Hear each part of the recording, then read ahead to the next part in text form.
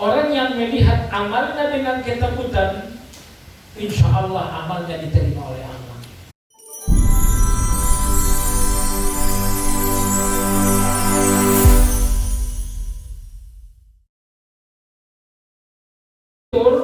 Dia bertemu dengan seseorang.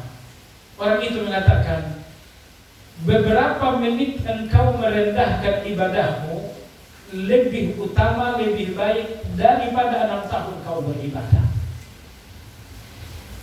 Sekali lagi, beberapa menit engkau merendahkan ibadahmu jauh lebih berarti daripada ibadahmu selama 6 tahun. Kenapa demikian?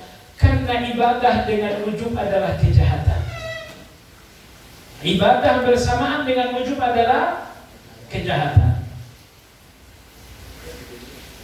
Sholat malam gak pernah tinggal, puasa Senin Kemis bahkan daun juga gak pernah tinggal, sedekahnya rajin, tilawahnya 5 juz sehari. Kalau model saya gak masuk surga, siapa lagi yang bakal masuk surga? Hancur semuanya.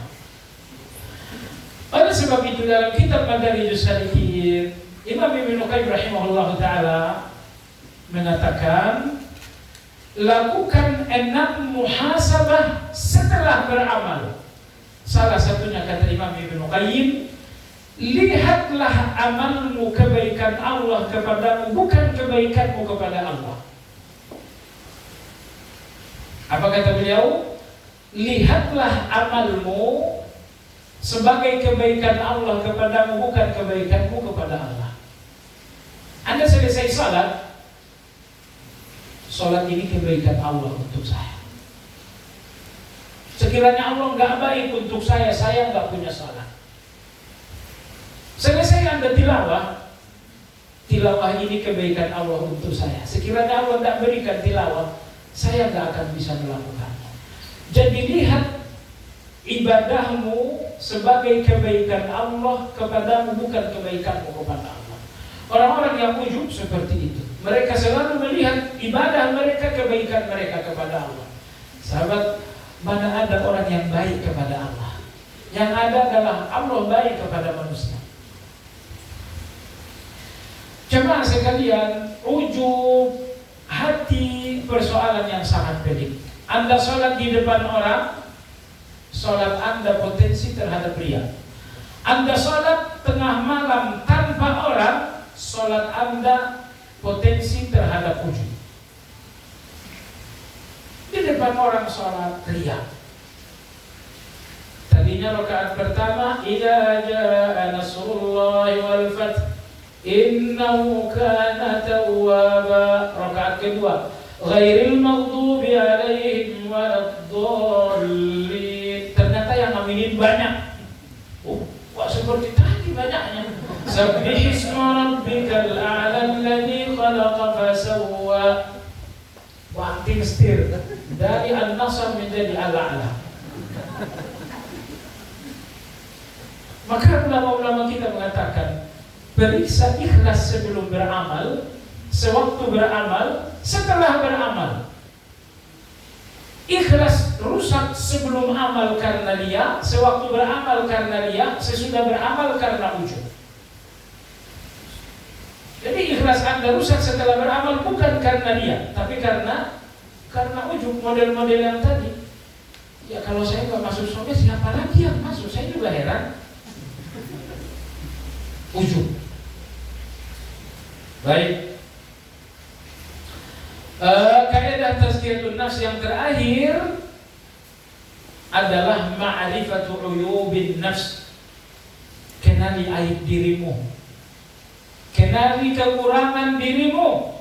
Orang yang tidak sadar kekurangan tidak akan menutupi kekurangan itu. Karena selalu fahami kekurangan diri. Maka Imam Abu Abdurrahman As-Sulami, seorang ulama abad keempat, beliau menulis satu risalah kecil tapi besar. Kecil bukunya, besar manfaatnya. Judulnya adalah Uyubun Nafs, aib-aib diri, kekurangan-kekurangan diri. Anda tahu kekurangan aib diri yang pertama? Aib diri yang pertama kata Imam Abu Abdurrahman adalah, kata beliau dalam buku tersebut adalah al-yakinu bin najah au kama qala. Artinya yakin dengan keselamatan padahal sadar dengan dosa. Itu aib yang pertama itu. Yakin selamat padahal yakin pula banyak dosa. Kamu yakin selamat, saya yakin selamat. Dosa pun saya yakin banyak. Itu aib. Anda melihat keselamatan dengan kacamata dosa yang sangat banyak. Bagaimana Anda bisa berpikir seperti itu? Oleh sebab itulah Syekh Abdul Razak hafizahullah taala mengatakan, kaidah tazkiyatun nufus yang terakhir adalah mengenal jiwa, artinya mengenal aib dan kekurangan jiwa. Orang yang tidak mengenal kekurangan berarti ujub. Kalau dia mengenal kekurangan, berarti satu langkah untuk menutup dan memperbaiki kekurangan tersebut. Tapi intinya orang yang tidak mengenal kekurangan, maka dia tidak akan memperbaiki. Sebagai penutup, Imam Abul Ahwas seorang tabi'in, beliau mengatakan, seorang yang bersih hatinya selalu melihat diri dengan curiga. Dan apabila seseorang telah melihat dirinya dalam kebaikan, berarti ia telah menghancurkan dirinya. Ini dua.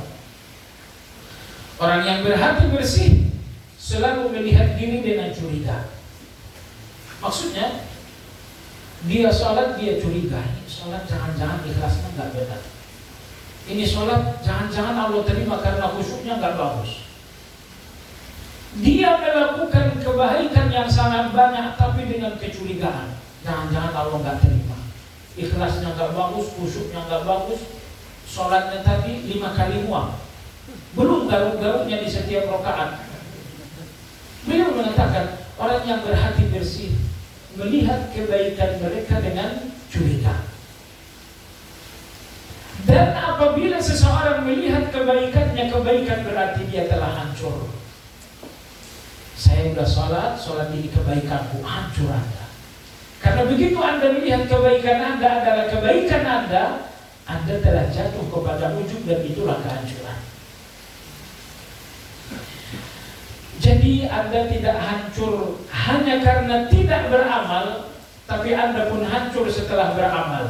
Dan yang membuat kehancuran Anda setelah beramal adalah ujub. Hati-hati dengan ujub. Hujan turun, dia pergi ke musala, ke masjid. Gak nyaman kalau sholat sendiri, saya harus ke masjid. Cepat dia ke masjid. Sampai di masjid belum datang muazzin, dia sholat tahiyatul masjid. Muazzin belum datang juga, dia sempat baca Quran setengah juz.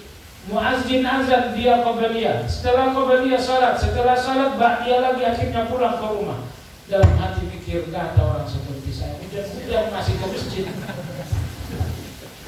Orang lalai, saya tadi selesai setengah juz. Kalau Anda telah melihat kebaikan Anda adalah kebaikan, Anda hancur. Karena Anda melihat kebaikan Anda dengan kebaikan, berarti Anda ujub dengan kebaikan. Ada pun orang-orang yang bersih, mereka selalu melihat kebaikan mereka dengan curiga. Kamu sholat, iya tapi saya curiga, jangan-jangan Allah nggak terima.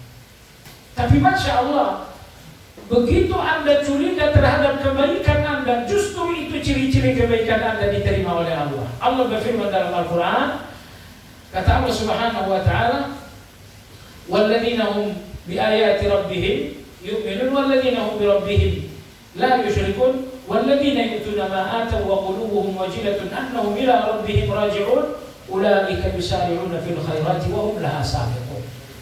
Singkatnya ayat ini mengatakan, kau sholat, iya, saya takut enggak diterima. Oh, kamu suudzon, betul, saya suudzon. Saya suudzon dengan diri saya sendiri. Suudzon kepada Allah enggak boleh, tapi suudzon terhadap diri sendiri, memang diri kita ini tempatnya suudzon. Kalau Anda terlalu husnuzon dengan diri Anda, itulah ujub tadi.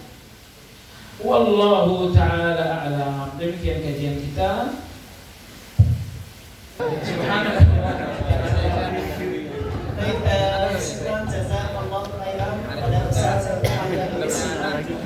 Semoga bisa menjadi tips-tips apa yang beliau sampaikan bisa menjadi tips-tips bagi kita untuk diaplikasikan ke dalam